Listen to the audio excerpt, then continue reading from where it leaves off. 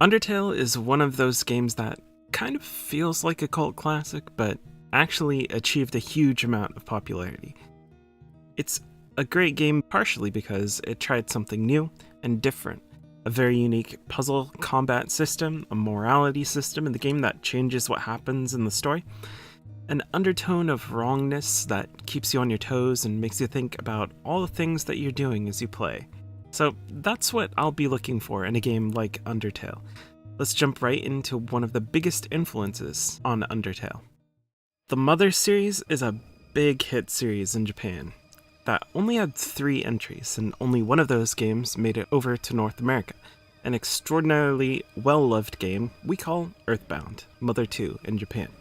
For a lot of people, it's a light bulb game in their gaming history, one of them that made them fans of the JRPG genre and fans of games that subvert your expectations. It showed people that games as a medium could be something more than hacking and slashing or shooting your way around the universe, as much as I enjoy doing that.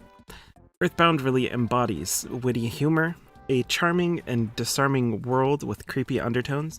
I really can't recommend this game enough to anybody that loved Undertale. This is where a lot of those ideas started, and it's still well worth a playthrough to this day. Earthbound is on the Nintendo eShop. Omori is a game that pulls you into its world. Much like Undertale, the surface might at one moment be whimsical and playful, and the next you're pulled into full-blown psychological horror. It has a lot of complex themes dealing with mental illness, trauma, and friendship. It's a very artistic game with a lot to offer you, as long as you're willing to keep an open mind and take the trip through it. It also shares a lot of similarities with Undertale, having multiple different endings, replayability, and a story that tugs on your heartstrings. It also has a unique combat system with the emotion system that takes traditional turn-based combat and adds another layer to it. And it helps that has a very large soundtrack that highlights each moment, taking you on a roller coaster ride of different emotions.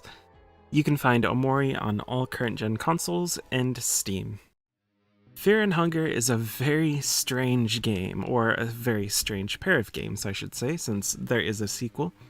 And considering that I'm talking about it on a list that is full of strange games, to highlight it as being strange should tell you just how true that is. It takes a lot of the ideas that other games touch on to their extremes, highlighting the very worst qualities of man: greed, envy, lust, and other sins that you often hear about, or perhaps partake in, and it doesn't pull any punches. This is not a game for the faint of heart.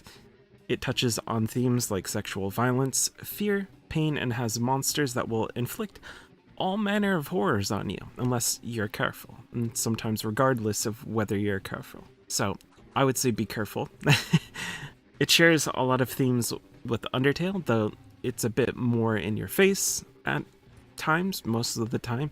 There's a lot of mystery, though, and there is a dark, unsettling undertone of something even more. Multiple different endings, and there is a focus on morality, with a combat system that feels more like a puzzle than traditional turn-based. You can play Fear and Hunger on Steam. Jimmy and the Pulsating Mass is a game that really nails the feeling of an Undertale or Earthbound style of game.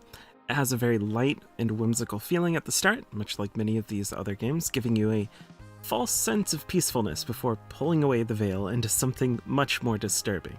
It's a game I don't think gets enough attention, even though it's pretty highly rated by the people who have played it.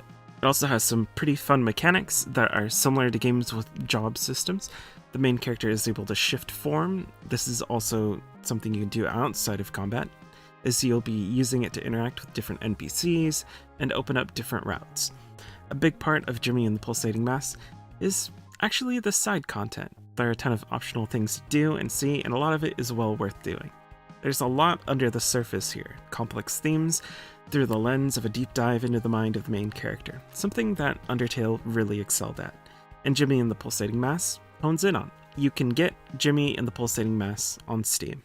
OneShot is an indie game that focuses a bit more on the puzzle aspect of this style of game, with a unique art style and a narrative that really focuses on trying to hit you right in the feels, something that it definitely shares with Undertale. Shout out to my boy Sans. It also has a soundtrack that really pulls you into the story and the atmosphere of the game.